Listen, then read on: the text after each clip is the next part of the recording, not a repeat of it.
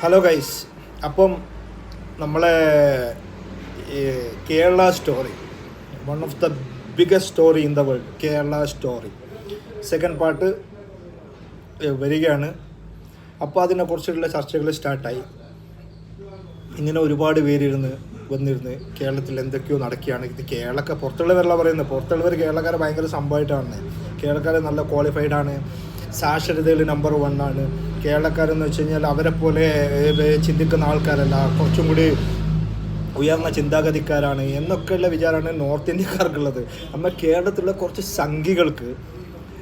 സംഘികൾക്ക് എല്ലാവർക്കും ഇല്ല, കുറച്ച് സംഘികൾക്ക് കേരളം എന്ന് പറഞ്ഞു കഴിഞ്ഞാൽ ഭയങ്കര വടുക്കാണ്.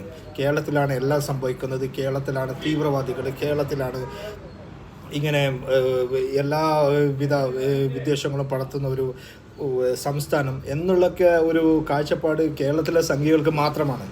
നോർത്ത് ഇന്ത്യൻ സംഖ്യകൾക്കില്ലേ, നോർത്ത് ഇന്ത്യൻ സംഖ്യകൾക്കും അതും നമ്മൾ കേരളം വിട്ട് കഴിഞ്ഞാൽ ഇനി വേറെ എവിടെയും ആരാവട്ടെ, സംഖ്യാവട്ടെ ആരാവട്ടെ, കേരളം വിട്ട് കഴിഞ്ഞാൽ എവിടെയും ആർക്കും കേരളത്തിനോട് വ്യത്യസ്ത അഭിപ്രായമൊന്നുമില്ല, എല്ലാവർക്കും ഒരു നല്ല അഭിപ്രായമാണ്. പിന്നെയെന്ന് വെച്ചാൽ ഞാൻ മീഡിയക്കാരോട് പറയുന്നൊരു കാര്യം, സത്യത്തിൽ പറഞ്ഞാൽ മീഡിയക്കാർ ഇതെടുത്ത് ചർച്ച ചെയ്യാണ്ടിരിക്കുകയാണ്. ഇതെടുത്ത് ചർച്ച ചെയ്താലല്ലോ ഇവർക്ക് ഇതെല്ലാം വന്നിട്ട് ഇങ്ങനെ ഇരുന്ന് പറയേണ്ട കാര്യങ്ങളുള്ളൂ. നിങ്ങൾ ചർച്ചയ്ക്ക് ഇവരെ വിളിക്കേണ്ട, ചർച്ച ചെയ്തിരുന്നില്ലെങ്കിൽ ഇതാരും മൈൻഡ് ചെയ്യുന്നു കേരളക്കാരിൽ ഇത് ഫസ്റ്റ് ഇത് വരുമ്പോഴും തന്നെ അത് വലിച്ചെറിഞ്ഞിട്ടായി, പുച്ഛിച്ച് തള്ളിയിട്ടായി. ഇനിയിപ്പം മീഡിയക്കാരിരുന്ന് ഇവരെ കുറേ കാലം വിളിച്ച് അത് അവരങ്ങനെയാണ്, ഇവരെങ്ങനെയാണ്, കേരളത്തിൽ ഇങ്ങനെ നടക്കുന്നു, ഇവർ വന്നിരുന്നിട്ട് കേരളക്കാരോട് തന്നെയല്ല പറയുന്നത്. കേരളത്തിലുള്ള ജനങ്ങൾക്ക് അറിയാമല്ലോ ഇതെന്താ സംഭവം എന്നുള്ളത്, ഇതിങ്ങനെ നടക്കുന്നുണ്ടോ ഇല്ലെന്നുള്ള കേരളത്തിലെ ജനങ്ങൾക്കറിയാം. നമ്മൾ കുത്തിപ്പിടിച്ചിരുന്ന ഒരുപാട് കേരളത്തിൽ തന്നെ ഇരുന്നിട്ട് കേരളത്തിനെ കുറ്റം പറഞ്ഞുകൊണ്ട് ഇത് ഭയങ്കര സംഭവമാണെന്ന് എനിക്ക് തോന്നുന്നില്ല. ഇതിൻ്റെ ഒരു കാഴ്ചപ്പാടാണ്.